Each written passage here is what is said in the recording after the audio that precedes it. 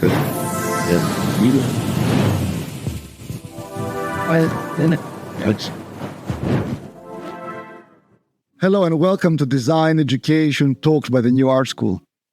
Our guest today is Simon Collins. Welcome, Simon. Thank you, Lefteris. It's a pleasure to be here. It's wonderful for you to be here. So tell us about you and your work.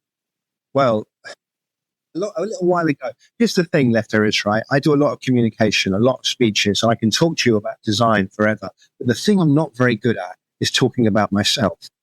And people think that's unusual because I talk a lot and they feel like, I must be very confident. I am.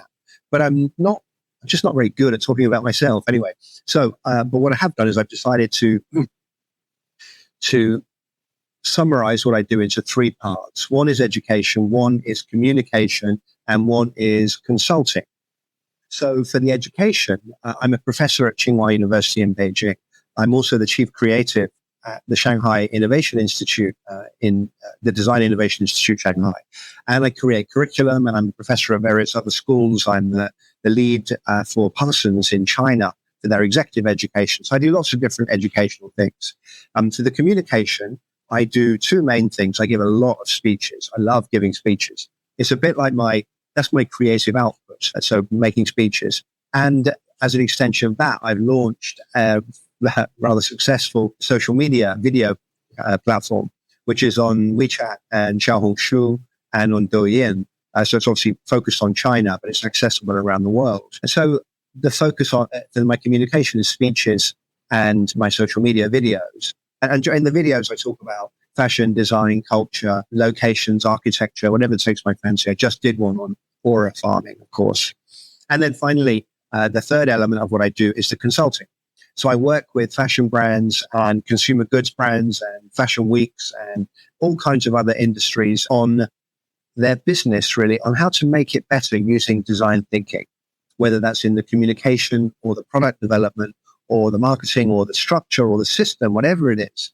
Because one thing I've found is the same design rules apply to everything, whether it's making a sandwich for your lunch, persuading your children to eat vegetables, or building a building. The same design rules apply.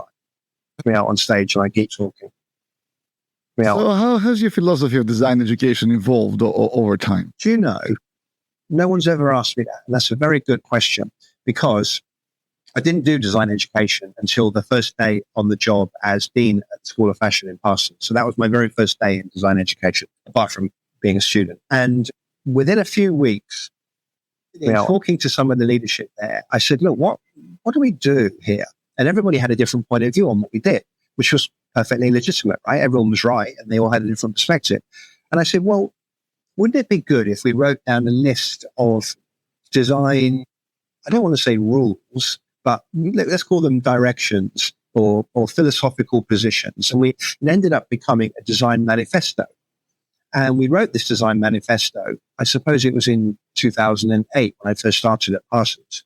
And it hasn't really changed. It's evolved, and the method of communication of it is constantly evolving. But the fundamental principles of design, they don't change. I wish they did. I'd be very happy if they did, and I love to be proven wrong. But in my experience, and certainly the people I've talked to, nothing really changes in terms of the rules for design. So in terms of how I have evolved, I try to improve my communication about design. I try. Other people will tell me whether I'm successful or not. But I'm sure that when I start, here's an example, right? So when I gave a speech in the early days at Parsons, I invited my daughter to come and watch me, and she was probably about 8 years old at the time. And at the end, it's a big speech, 1,000 people. She was in the front row. And I said, what do you think?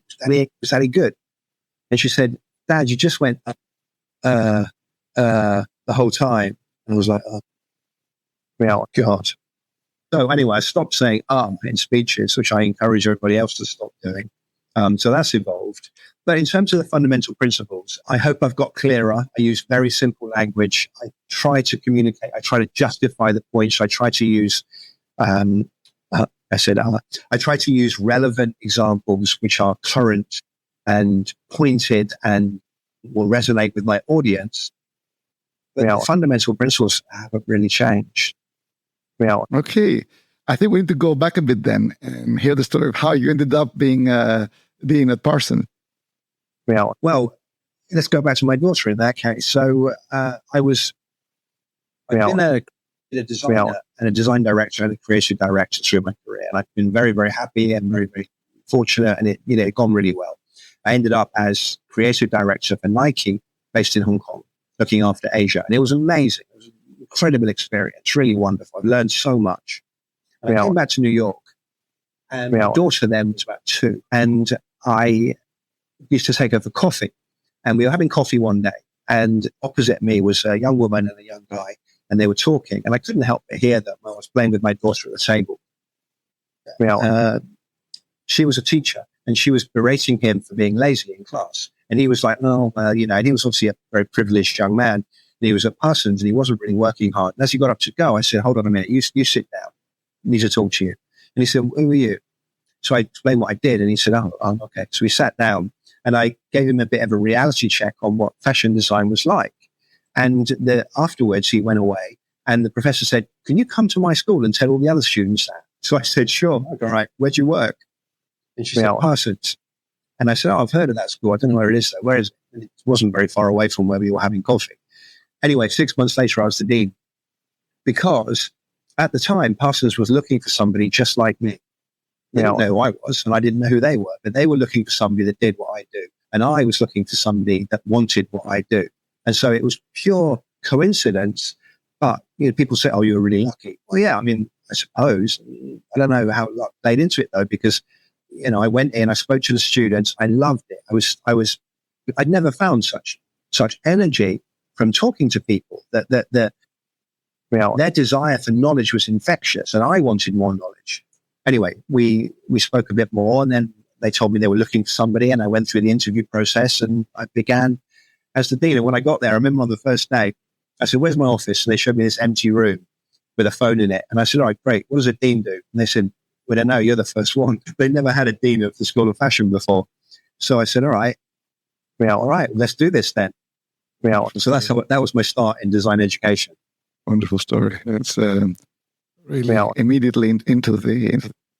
Yeah, it was amazing. I mean, I love it. I love challenges. I'm the kind of person that when I'm off stage and I'm waiting to go on, I'm like, make it harder, do more. Like, I want more challenge because I like to be challenged. I like forcing myself to think, and I love to think in front of an audience because then I can't mess it up. If I'm sitting on my own, doesn't matter what I do, right? I can't get it wrong. But if there's 500 people watching me, I better be sharp. If there's 5,000 people watching me, wow, then I'm really on my game. So I like that. I like that challenge. And that, I'm not saying I'm good at it, but I enjoy it. And I find that you tend to do better at things that you enjoy. Absolutely. Absolutely.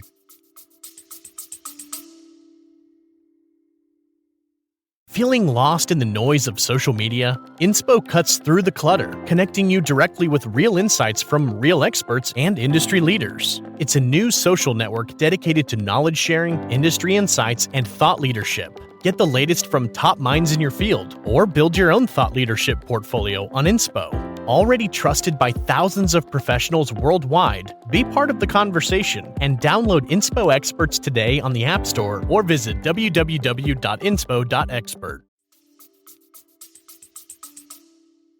So what does the design school need to offer to remain relevant today? Once, when I was at Parsons, they asked me to do a New York Minute speech. We used to do this thing. And lots of different faculty would stand in a line and we'd have 1 minute each at the podium with a big audience. And I said to my assistant at the time, what should I talk about? And she said, I'll think of something. Hold on. So I said, all right, you tell me, just as I'm going up to the podium, you tell me what to talk about. All right. I thought that'd be a good challenge.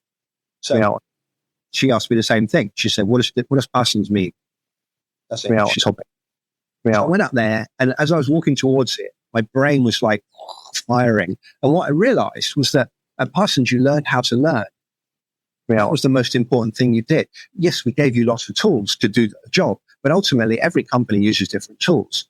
So yeah, you could use Photoshop, and you could think about, you could sew, you could sketch, you could do all these fundamental, like, basic skills, but that wasn't going to get the job done. To get the job done, you had to learn how to learn, I think, is what the essence of design is. Design thinking. Design thinking is, I'm at A, I've got to get to Z. How am I going to get there?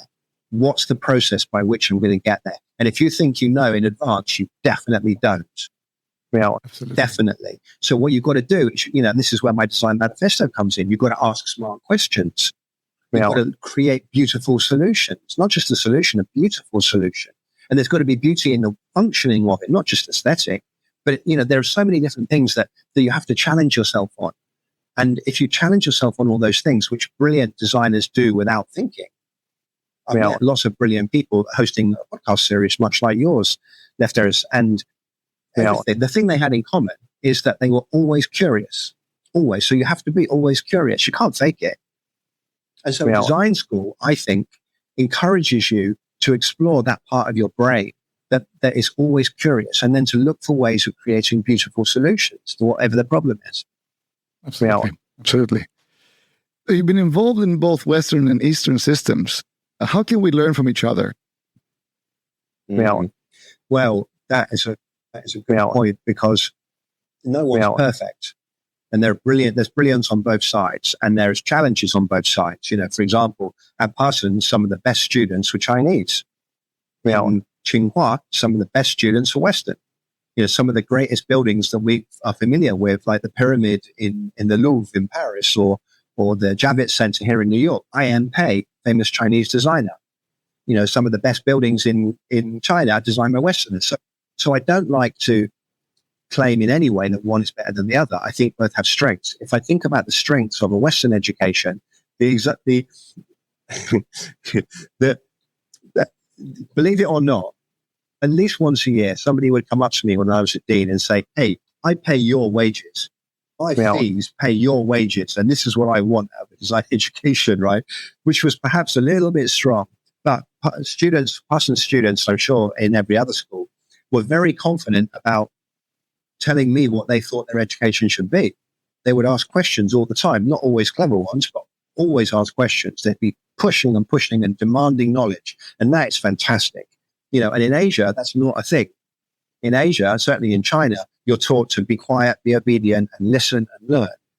And that's the education system. And I think that that's a challenge that they are starting to address. I try very hard to address that. And if I'm working in a workshop with students, I will always have them present at the end of the period. And many of them struggle enormously with that, but they get through it.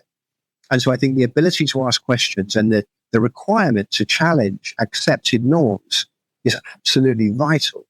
And that's something that people are perhaps overconfident about in the West, certainly in America, and underconfident about in China. But then you look at Chinese infrastructure. You look at big decisions, and you look at the commitment to getting it done. They get it done. They make it happen. There's not endless. Oh my God! When I have to work with corporations, sometimes I'm like, "What do you do?" And somebody will say, "Oh, I'm the professional meeting goer." Because all they do is go to meetings, and they think that their day is productive if they are filled with meetings all day. Oh, brilliant! 8 hours of meetings. I'm exhausted. Like, yeah, you haven't done anything. Just had meetings. Absolutely. Which doesn't mean that communication isn't good, because communication is vital. But I used to always think of people that sit in meetings and don't do anything as oxygen thieves. Because all they do is they sit in the room and they steal the oxygen. And so that's not helpful. So, there can be too much communication and not enough communication. It's finding the balance that I think is exciting for me. Absolutely. Too much communication is definitely something I've been accused of. Well, yeah, but usually things get worse when there's not enough, or when there's not enough dialogue. So when things are too much top down, if everything is top down. Yeah, I mean, there is a, I'm sure you've come across this, but there is an unfortunate tendency in academia for when there's 8 people in the meeting, one person will have an opinion, and then 7 other people will put it into different terms, and it's the same opinion, and they all think that's constructive, and it's not. I mean, it's fun. It's linguistically fun, but it's not actually taking anybody forwards. So I'm old, right? I'm not going to live forever. So I've only got a certain amount of time, and I've got to get a lot of things done before my time is up. So I like to cut to the chase and make it happen. And that, that's something which I find in Asia, people are more inclined to do. Absolutely. So tell us about the mission of the Design Innovation Institute Shanghai and how it's redefining creative industry practices. Well, so the Design Innovation Institute, I have a picture of this you can put up during the podcast. It's this beautiful 1934 building, which was built as an engineering institute, and it was used as that in Shanghai. And then it fell into disrepair, and then it was empty, and then it was a medical school for a bit, and then it was just in ruins. And we found it, and the government said to us, look, we've got this beautiful building. What can we do with it? And nobody had even seen it because they built a whole load of buildings around it, so you couldn't even see the thing. So we found private equity, myself and some co-founders, and using that private equity and working closely with the government, we renovated the building and created this fantastic space, this entire building, which is dedicated to design and innovation. And we do anything you can think of that's related to those two things in the building. So we work with brands to help them. They establish an innovation lab in our building. We work with them to do something that they can't do within their own building. Maybe they're all so busy they can't think freely. So we establish a lab using our expertise to help them. We do conferences and we do workshops and we have exhibitions. We've worked with people like Bulgari and GQ and all manner of other brands. We work with NVIDIA, the chip company, on an incubator. So we bring in, working with them, we bring in young companies and we help to incubate them. So it's a very lively, very exciting place. And it's constantly evolving because we thought when we created it that it would be a design university. That's what we wanted to do. It will be one day. But in the meantime, we found that we can provide much more value in helping brands. Yes, we bring students in, sure. I mean, I work with Parsons and I bring them, their executive education students into the institute. But we also work with brands because we feel like that has really big impact really quickly. So we are committed to sharing design and innovation in whatever way we can. Well, we work with other academies and we work with local government. We are actually establishing more design institutes around China. And anyone that's watching this, if you think, if you're interested, let me know, because we're very passionate about spreading the good fortune that we have. So it's, I have my studio there. Perhaps you can show a picture of that as well. It's just like a free thinking place. I write my speeches, I create my videos, I host workshops, we have master classes, all kinds of things there. And the other day I was at a perfume exhibition. So a fragrance company wanted to come and share the thoughts that they have. Every 2 years, they create a new fragrance line. And they're like one of the Uber-sized companies that are behind all the fragrance brands that we know. And they wanted to do an exhibition. So we were the obvious place to do that. Xiaomi, the gadget company that's very, very famous around the world now, they wanted to do an exhibition there. So it's hard to define because we love to be involved in everything. That's really great. I come to industry as a practitioner. So I'm not an academic. I'm a designer that is teaching, even though I have worked around the world. But what I'm finding lately, because I've always been very much practice-based and industry and, projects and all that. But what I'm finding lately is that in many ways, in order for students to create unique, they need also to be a little bit away from all this to find out who they really are. Yeah, you ensure that the students create unique work rather than creating Me Too or like prestige. I'm not very popular, leftist, when it comes to this because I don't buy that. I don't buy it because we live in the world. Which we do, right? We live in the world. We walk down the street. We put clothes on every day. We get in cars. We use phones. So which bit of that involves not ever seeing anything else? I don't understand it. The way that the freedom to create, but no, the freedom to, because I used to hear this all the time at Parsons because people would go, oh, Parsons is really commercial, so Parsons is so creative. This bullshit. I used to work for Marks and Spencer's in the UK for one of their suppliers, and I sometimes had to design men's trousers, which are not very exciting, right? But guess what? As much design had to go into that as anything else. Of course, it wasn't John Galliano. Of course not. He's a genius, and this was, basic design thinking. But we still had to solve a problem. It was still design thinking. Different, right? Yeah, of course it was. But you still had to do it. So I find it, I don't buy it. If you want to be a designer, what are you going to do? Do it in your bedroom on your own and then go to work in the morning to do something else? Like, no, of course you're not. You've got to design things that people use or people want. Absolutely. Even if you're like an artist, if you're like Picasso, you've still got to put stuff in a gallery. Someone's still got to look at it and buy it. I completely agree with you, Simon, and that's where I come from as well. But I'm finding lately that students are over pressurized sometimes, and they feel like they need to do work that can be bought by clients. And Well, sometimes they do. it's, They of do. course, of course, of course. What about if they don't buy it? Then you're not a designer, are you? But what happens is that the work tends to become more and more similar to each other. Well, then that's because they're not very good. Well, if you're not a very good designer, then you do similar work, and that's where you are. But blaming the fact that you have to sell it on the fact that you haven't done very good work, to me, is bullshit. No one criticizes Rei Kawakubo for being successful. So she makes clothes that people wear. What's wrong with it? I don't understand it. And, I'm obviously being a bit belligerent right now. I get it. I'm being a bit extreme. And I do think that students need the freedom to find out what kind of designer they are. But when I look at someone, I've hired hundreds of designers in my time. Of course. And I've recruited for college. And when I look at them, I say, what's this? They go, oh, this is my dream. I don't care about your dream. Who cares about your dream? Show me stuff. Show me something that I can relate to. And if that makes me a prosaic, basic designer, all right, I'll take it. How much dreaming goes into the black suits that Comme des Garçons make?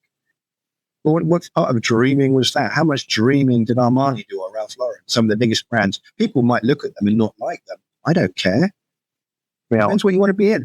And I always would say to students, look, I'll help you be whatever kind of designer you want to be. If you want to be guape and you want to design metallic gold ball gowns that need 3 helpers to arrive at the Met Gala, I'll help you do that. I will. And if you want to design for Muji, I'll help you do that. And both of you are equally valuable. What you do is equally valuable. And I respect it. Just don't confuse the two. Don't design something and then say, oh, yeah, well, this is my dream. So then what? You're so brilliant, it's going to go in the Met Gala, or rather the Met exhibition. Okay? All right. When you get to do a V&A retrospective, this is exactly what they want. But until then, what are you going to eat? Well, absolutely. I completely agree with you. Sorry. But how would students design something that doesn't exist yet? Or invent something that doesn't exist? How would we encourage them to do that? Well, what I like to say to students is if you've designed something that doesn't exist yet, that's for one or two reasons. One, it's a stupid idea. Or two, you're a genius. Well, that's it. That's the two things, right? And I've only ever met one genius in design. But so I don't understand. I'm sorry, right? I don't understand why we are so obsessed with designing something that doesn't exist yet. Because clothes do exist, and so do cars. Cars typically have 4 wheels. That phones have to have a microphone and a speaker. So there are certain things, they're just fundamental basics.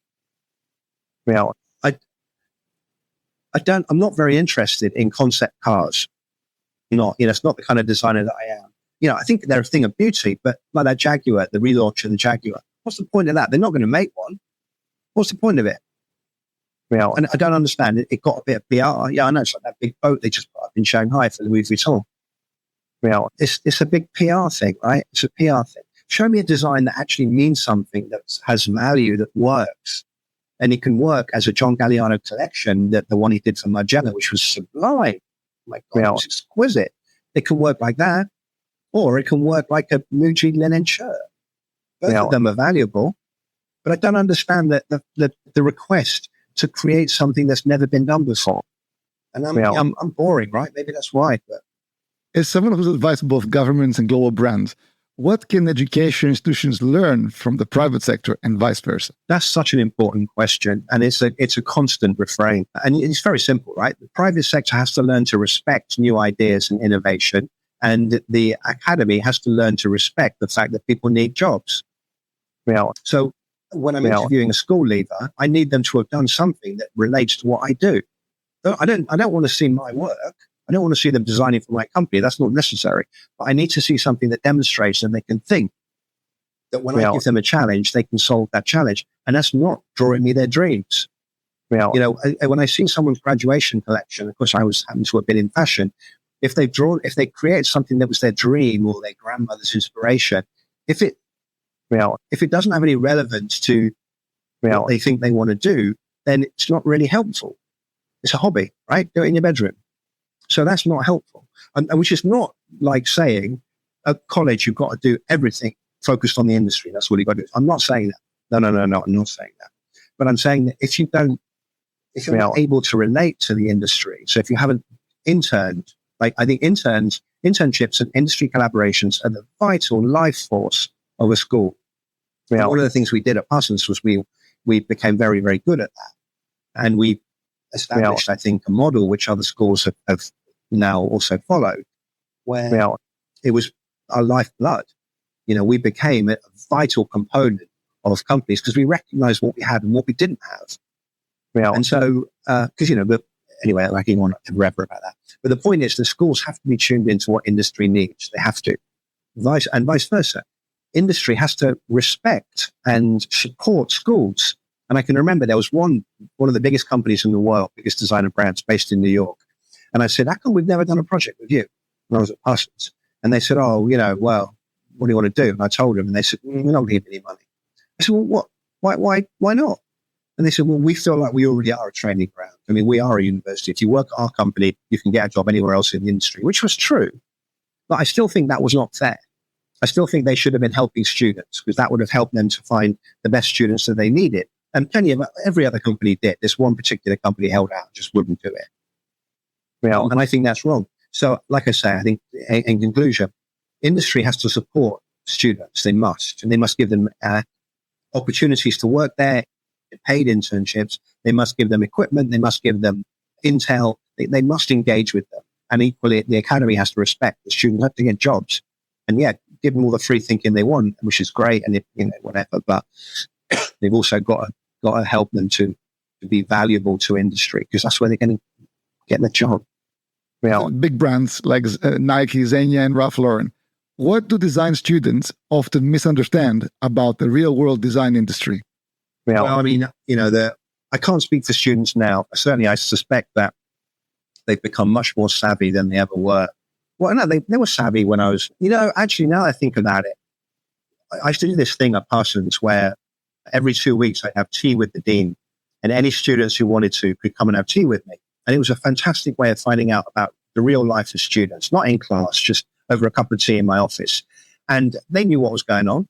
They knew what to expect. They knew that they might be sort of doing their dream collection in school, but when they got to work at a big brand, they would be designing, you know, men's jackets or T-shirt prints or one small thing. That's what they'd be doing. And the brand would not want their design vision, certainly not when they graduated. They'd want them to do what the brand wanted. If you work for, I always remember this kid working for me at Nike, and we did a blazer, a men's blazer, and it was made from recycled Brazil football shirts. So it was very sporting. You know, it's the blazer that they'd wear to get their medal. So it's still very, very linked to sport. And the kid that did the sample for me did it in men's suiting fabric. So I said, everything's right about it. What's this fabric? He said, oh, I really like this. I said, okay. He said, yeah, this is my vision. I said, Nike doesn't care about your vision. Nike cares about Nike's vision. You work at Nike, you've got to do what Nike wants. Use your skills, bring your brilliance, use your design intelligence and create something beautiful for Nike, not for you. And, you know, it was a timely lesson for me to understand how to articulate that. But I think students, they have to understand that that's what's required. You know, yes, they're hiring you for your talents, but they don't want your collection. They want your vision for their brand. Absolutely.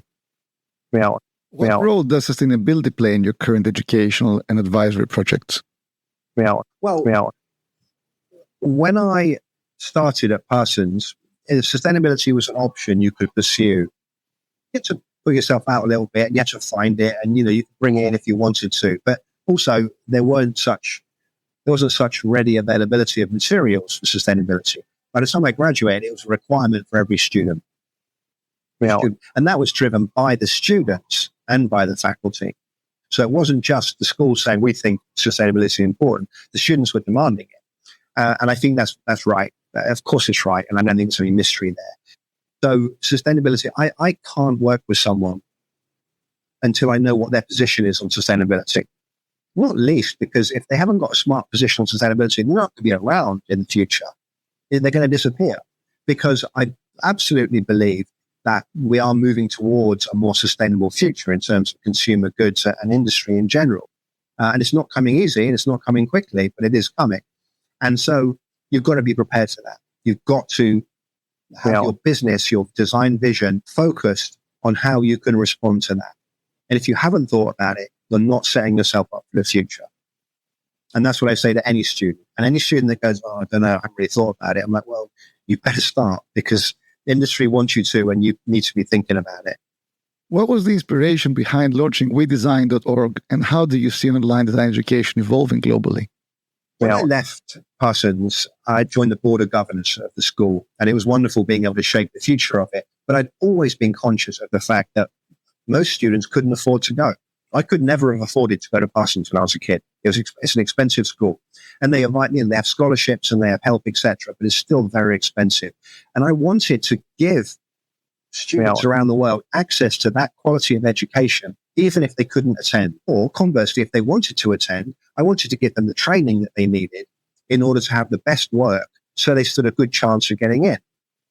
That's on the one side. On the other side, when I was at Parsons, I had 250 faculty in my school, part-time faculty, and many of them would have liked to have done more teaching. They'd like more work. And so I thought, great, I'll just bring them together. Easy. So we created a platform where professors from Parsons, Central St. Martin's, Royal College of Art, all the other leading schools in the world, who wanted to teach online, and then students that wanted to learn from them could find each other. And that's what we did. It was very simple. And it's a model which actually exists in China now. In most big cities have academies that teach students using professors that are, not working at that time. Maybe they do 2 days a week at a big university, and they do another day a week. So sort of like freelance design school. And what we created was an online design school. And it was fantastic. And still, it took me to China, and we went all across China with it. And it was very, very successful. Wonderful. Tell us about Fashion Culture Design Conference. So when I was at Parsons, I knew lots and lots of people. And because of our interactions with the industry, all kind with architecture and hospitality and fashion and every other creative field, I knew lots of people. And when I stepped down from being the dean, many of them said to me, I remember one in particular, Joanna Coles, who was the editor-in-chief of Cosmo at the time, she said to me, what are you going to do? Like, how are we going to get everyone together still? Like, it wasn't social, but it was a lot of fun, all the events we would do, etc. So I thought about it. I thought, I'll tell you what I'll do. I'll create a conference, because there's a secret, right? Which is that all conferences are boring. They are. Almost all of them are boring. And very few people can give a good speech. Very few. Even brilliantly smart people are not very good at giving speeches. Some people are, but very few. So I thought, I can fix that. I'll create an unconference, which is what we called it, a Fashion Culture Design unconference. And we did it at Parsons. We had 500 people in the audience. We had 10 conversations through the day on stage. And I got 5 of the smartest people I knew, put each of them into a conversation, and then had a really snappy moderator, because moderated panels are always boring. Because people go, oh, what about you? What about you? Here's a question I wrote. What about you? And it's like, no. I want sparkling conversations. I want disagreements, emotion. So we did that. And the conversations that we created, like, for example, in 2016, when we did the first conversation was called, what does beauty look like now? It's not 32 skinny white girls walking up and down a runway. And we had Ashley Graham, who's now very, very famous, size model. Ivan Bart, the late Ivan Bart, who was the head of IMG Models. Mickey Boardman, who's a very famous magazine editor. I can't remember, Alec Weck, the Sudanese model. And then James, can't remember his last, Trains Grant. Anyway, he's the pioneer and pushed the Me Too movement and empowerment of models when they were being not treated very well. So I believe it was at the very early stages of that conversation, and we pushed it out there. We asked very tough questions. And so that's what I wanted to do with it.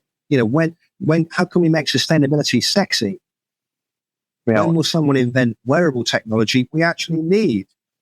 So all these conversations. And so I thought it was vital that we have these conversations, and it was wonderful. And we turned it into a series of conferences and salons around the world, a series of podcasts. And it was this wonderful. And the thing was about it, Lefteris, and any students that are watching this, I'd encourage you to look it up. The thing is, we paid attention to every detail. every little thing. We made it look cool. We didn't just bung some chairs on the stage. I spent ages designing the table. And then the lighting, we spent a fortune. I spent so much money on the filming of it and the lighting, because I thought, I'm not doing something anything less than 150%, because it's a fashion culture design. How can I use generic chairs? I had to pay to get bloody carpet made. You know, the worst thing about that, I couldn't do anything with it after. You can't store a carpet. So I had to donate it. I had to buy another one the next bloody year. It was, in some ways, what was going on in my head. So I sort of asked myself, what's going on in my head? And then I put it on stage. And looking back at your journey, what values have remained constant in your work and your teaching? Lately, in my speeches, I've been ending up with a phrase, which is only do good. Because that's it, right? And I remember when I went to school in Bournemouth, a little town on the south coast of England, beautiful town. And I went to the grammar school there, and it was very nice. They called us all young gentlemen. And the headmaster was a wonderful gentleman, and he used to write a wrap-up of the school. Because if you're not nice, I don't want to work with you. And if you are nice, I don't just mean a nice person, although I do actually include that, but I mean professional, constructive, be valuable. Don't look for profit, look to provide value. Be successful, but share that. Look out for people, all these things. And it sounds a bit hippie and, soft, but it's not. It's not. Because when I go into Apple, the person working in that store is going to be nice to me. They're going to make me feel good. It's a good product. It works well. And the service is good. And I feel great about the whole experience. So, I feel like I'm constantly learning, but I'm going back to something that's been with me since I was a young teenager. I constantly challenge myself. Every time I speak, I look back and I think, what's that? What did I say? Why did I say that? Is that true? Have I changed my mind? Is there a better explanation? And I love it when I'm wrong. I love it. It's fantastic. When I'm on stage and someone says, no, you're wrong, that should be this. If I'm wrong, because you know why? I've learned something. I've learned something new, which I didn't know before. It's fantastic. I love it. So I love being wrong. I love challenging myself. I'm always going to challenge other people. But I think in the end, if we only do good, that's the fundamental principle of doing great design. That's wonderful. If there are no limitations, is there anything you change in art and design education today? There's a phrase that I hate, which is, that's how we always do it. I ban that phrase, because if that's how you always do it, you must challenge yourself. And if you end up doing it the same way, okay, all right, that's brilliant. But you challenged yourself. So doing things the way we've always done them, I think, is not a recipe for successful design and innovation.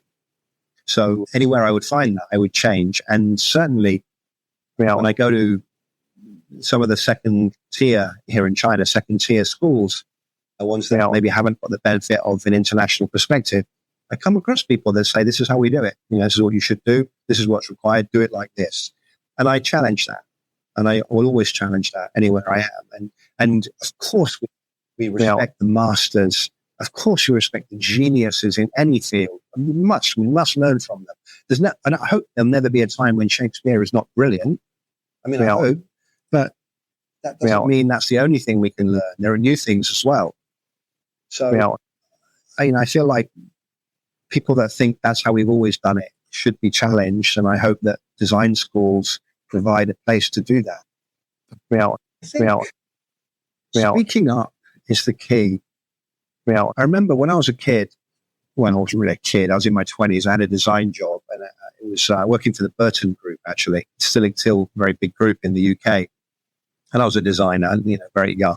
And I had a design director, and she was probably, late 30s, early 40s, and we were in a big meeting. And all the business people were like, the UDA, the FBA, and then these little TLAs, 3-letter abbreviations. And at one point she said, I've got to stop you there. And they're like, what? She said, I don't know what you're talking about. And I remember thinking, oh my God, I would never say that. I would never say it. I don't know what you're talking about. Because I wanted people to think I was smart. So, I would pretend, oh yeah. And that's just wrong. What she did took a lot of guts, a lot of confidence. And she was right. And I think saying to people, can you explain that to me? That's what I love. I make so many assumptions. We all do every day. and I say things and I just assume, I'm saying it because I think it's right. But when someone says to me, why do you think that? Why? When they ask me a question, if it's a smart question, then I love that. I love it. And I'm constantly questioning myself. If I'm going to leave you with anything, I don't know if we're coming to the end, but the first commencement that I went to at Parsons was at Madison Square Garden. 10,000 people in the room, big event, everyone wearing gowns, and all the students are graduating, and they had a student speaker. And I don't remember exactly the words he used, but I think I remember, because he walked out on stage, he stood there, he looked at 10,000 people, and he went, I am the dumbest person in the room.